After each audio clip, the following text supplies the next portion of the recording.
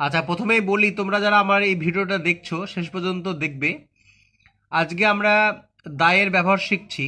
আমি কিন্তু A N দা এর উপরে ভিডিও বানিয়েছি আগে, এবং তাতে এ এন দার প্রচুর ব্যবহার আমি দেখিয়েছি। কিছুটা বাকি ছিল, সেই বাকিটা কিন্তু আজকে আমি করাচ্ছি।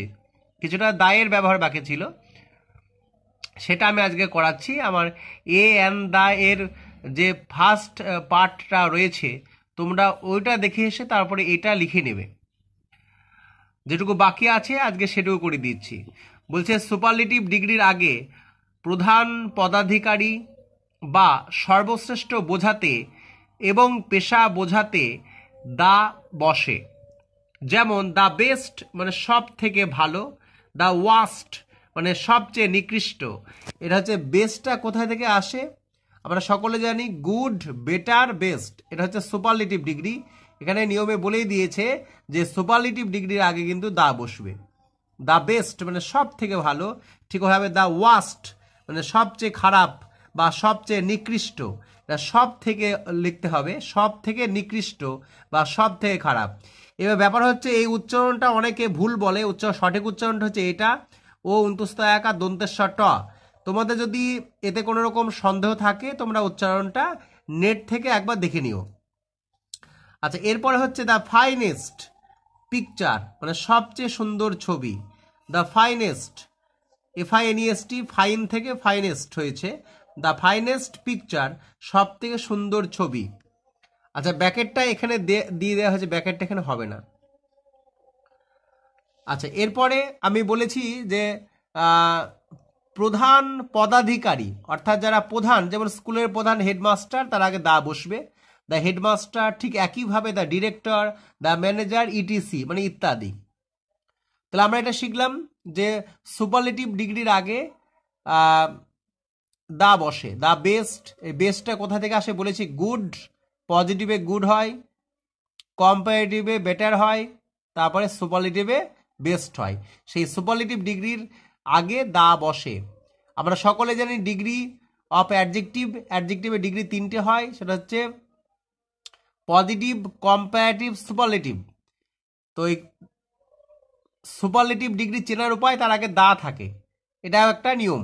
তাহলে সুপারলেটিভ ডিগ্রি হচ্ছে গুড, বেটার, বেস্ট। এই বেস্টের আগে বা সুপারলেটিভের আগে দা বসবে। তাহলে এটা আমাদের হয়ে গেল। আমি বলেছি যে প্রধান বোঝাতে, কোনো জায়গায় প্রধান বোঝাতে দা বসে, যেমন দা হেডমাস্টার, দা ডিরেক্টর, এইগুলি।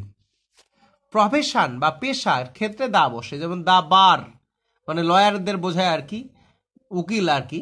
দা আর্মি, ব্যাকেটের সোলজার, দা আর্মি হয়, দা বার হয় মানে লয়ারকে বোঝায় বারটা। আচ্ছা, তারপরে আগে বলা হয়েছে এমন কিছুর উল্লেখ করতে দা ব্যবহার করা হয়, যেমন আই হ্যাভ এ পেন, আমার একটা পেন আছে। দ্য পেন রাইটস ওয়েল, পেনটিতে খুব ভালো লেখা হয় আর কি। ঠিক একইভাবে আই হ্যাভ এ বুক, আমার একটি বই আছে আগে থেকেই। The book is very useful, বইটি খুবই প্রয়োজনীয়। তারপরে আমরা যখন এই ধরনের সব বাক্য বলি যে যত বেশি পড়বে তত শিখবে, সেক্ষেত্রে আমাদের দা ইউজ করতে হয়। দ্য মোর ইউ রিড মানে তুমি যত বেশি পড়বে, দ্য মোর ইউ লার্ন তুমি তত বেশি শিখবে। দ্য হায়ার উই মুভ যত উঁচুতে আমরা উঠব, দ্য কুলার ইট বিকামস তত ঠান্ডা লাগবে। কুল মানে ঠান্ডা, নিশ্চয়ই আমরা সকলেই জানি। এরপরে যেটা রয়েছে যে বিমূর্ত ধারণার প্রকাশে কিছু অ্যাডজেক্টিভ বা সিঙ্গুলার কমন নাউনের আগে দা বসে, যেমন do not go in the dark, অন্ধকারে যেও না। Check the beast in you, তোমার নিজের মধ্যে পশুরূপ আছে কিনা চেক করো। The child roused the mother in her, মানে শিশুটি তার নিজের মধ্যে মাকে জাগ্রত করে, অর্থাৎ নিজের মধ্যে মায়ের রূপটাকে অনুভব করে। আর এখানে বিস্ট মানে পশু, রাউজড মানে জাগ্রত করা। The good in us often controls the bad, the good in us often controls the bad, আমাদের মধ্যে ভালো যা কিছু আছে প্রায় খারাপকে নিয়ন্ত্রণ করে। জোর দিয়ে বলতে বা বোঝাতে দা ব্যবহার করা হয়। আমি কিন্তু আবার বলছি, আমার এ এন দা অর্থাৎ আর্টিকেলের উপরে একটা সুন্দর ভিডিও আপলোড করা আছে, ফেসবুকে আছে, এবং আমার যে চ্যানেল লার্ন উইথ সুবিনয় সেখানে রয়েছে, ওই ইউটিউব চ্যানেলে তোমরা গেলে তোমাদের একটা কমপ্লিট ধারণা হয়ে যাবে এ এন দার ওপরে। আজকে যেটা শেখা মানে আমি তোমাদের আপলোড করে দিচ্ছি যে ভিডিওটা, এটা কিন্তু বাকি অংশটা, মানে যেটুকু বাকি ছিল দায়ের ব্যবহার।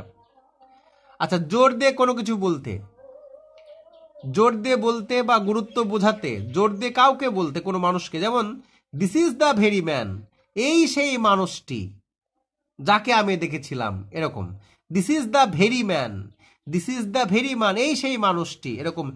ভেরি ম্যান মানে জোর দিয়ে বলা হচ্ছে মানুষটাকে আর কি। আচ্ছা, এইবার কনসোনেন্ট সাউন্ড সাউন্ড দিয়ে যখনই দা শুরু হবে তখন আমরা দা বলবো, আর যখন ভাউল সাউন্ড দিয়ে শুরু হবে, ভাউল সাউন্ড, সেক্ষেত্রে আমরা দি বলবো। দি আন্ট মানে বাংলা শব্দের শেষে যখন টি থাকবে, যেমন গাছটি, পাখিটি, পিঁপড়েটি, ডিমটি, পচা ডিমটি, সেক্ষেত্রে দা বহাতে হবে। এই দায়ের উচ্চারণটা কিন্তু দি লিখতে হবে, কারণ ভাওয়াল সাউন্ডের আগে দা বসলে তার উচ্চারণটা হবে দি, এটা যেন খেয়াল থাকে। এটা খুব ইম্পর্টেন্ট ব্যাপার। আমরা অনেককে বলে দেখেছি বলতে দি আর দা, তাহলে দা বসবে কনসোনেন্ট সাউন্ডের আগে, দা গার্ল, দা ক্যাট, কিন্তু দি আন্ট অনেকে যেন ভেবে না যে সেখানে ভাওয়েল আছে অ্যান হবে, এই ব্যাপারটা আমি বলছি না। যখন একটা নির্দিষ্ট করে বোঝাবে বা বাংলা শব্দে সে টি থাকবে, পিঁপড়ে টি, সেক্ষেত্রে অ্যান লিখলে হবে না, দা লিখতে হবে, মানে উচ্চারণটা দি হবে। The ant, the egg, the ox ইত্যাদি।